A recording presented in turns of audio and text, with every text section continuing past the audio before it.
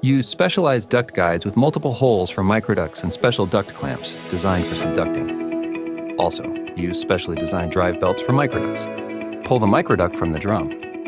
Feed the microducts through the rear guides, then guide them through the machine and into the duct clamp, one by one, and seal the holes that will not be used. Set the microducts at a 90-degree angle.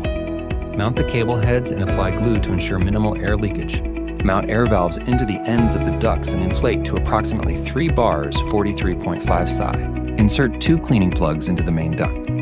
Place the duct into the lower duct clamp, secure it, and then attach the upper duct clamp using the clamp bracket. Connect the air hose between the V3 machine and the compressor. Start the compressor and open the air valves on both the compressor and the machine. The cleaning plugs clean the duct and exit from the other end. Keep out. Time to lube the main duct. Close the air valve and open the duct clamp. Insert a new cleaning plug, then fill with jetting lube. Insert an additional cleaning plug to create a sandwich effect. Remount the duct into the duct clamp. Open the air valve. The cleaning plugs will lubricate the duct and exit from the other end. Insert the remaining microducts and tightening the belt drive with the belt drive lever.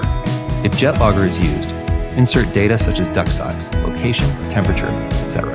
Set the motor air pressure, and then start the installation by moving the joystick to the forward position. The microducts are now being installed in the main duct, meter by meter, foot by foot.